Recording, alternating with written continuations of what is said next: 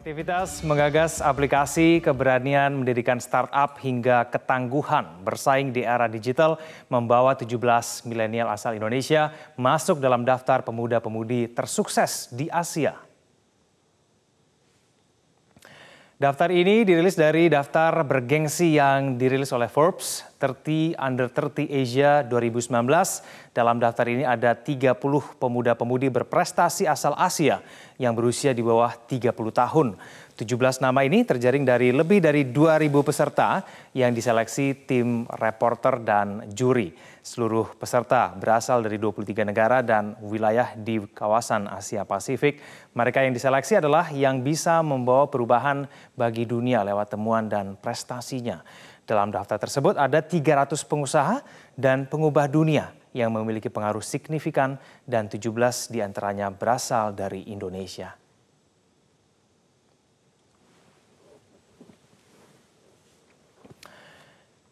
Pemirsa, kakak beradik yang masuk dalam daftar milenial Indonesia Top 30 Under 30 Indonesia adalah di Asia adalah Sabrina Bensawan dan juga Elena Bensawan. Keduanya kerap mendapatkan penghargaan karena gerakan inspiratif yang didirikan sejak tahun 2014 yang lalu. Saab Shares, keduanya telah hadir di studio untuk berbincang tentang pencapaian dan gerakan inspiratifnya. Sabrina dan Elena, selamat siang. Selamat siang. Selamat Anda masuk dalam daftar Top 30 Under 30. Bagaimana rasanya itu?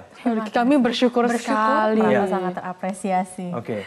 Itu pada saat kalian masuk dalam daftar Forbes itu seleksinya seperti apa sih, Sabrina dan Elena?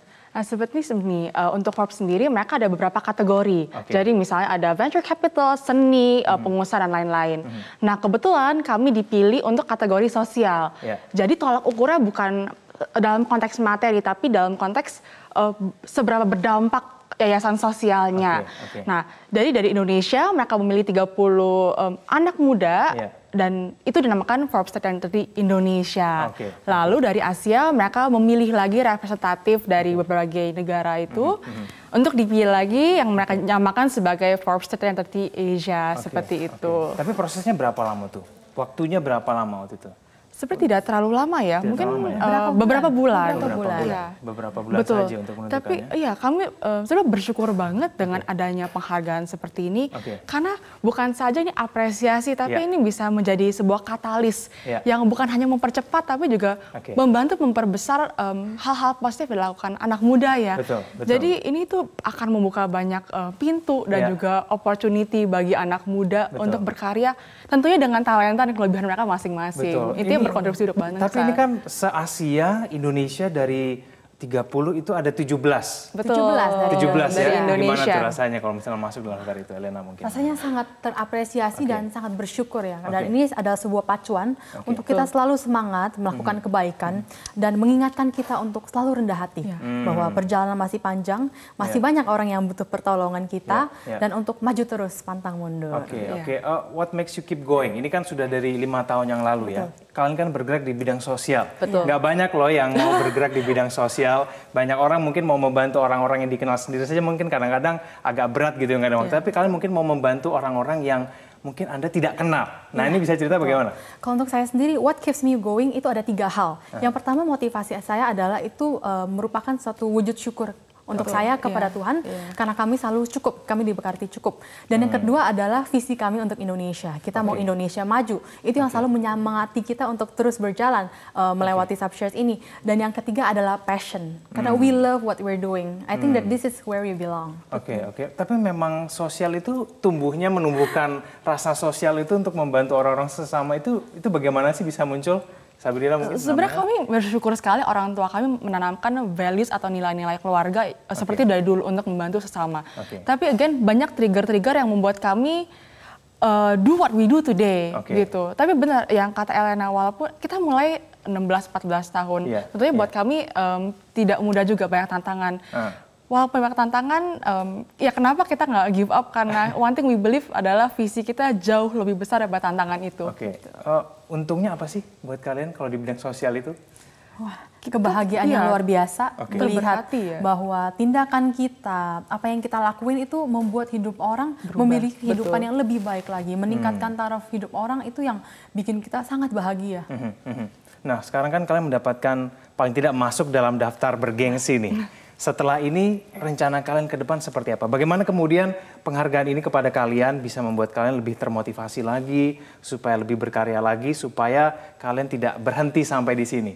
Bagaimana? Melalui Yayasan Sosial kami Subshares, kami akan terus berkontribusi untuk negara melalui pendidikan, kesehatan, dan pemberdayaan wanita. Jadi kami ingin didik anak-anak bangsa ini melalui pembinaan karakter. Jadi kami ingin menanamkan mereka nilai-nilai kehidupan seperti integritas, patriotisme, tanggung jawab, murah hati, dan lain-lain. Dan juga memberikan mereka keterampilan untuk mempersiapkan masa depan mereka.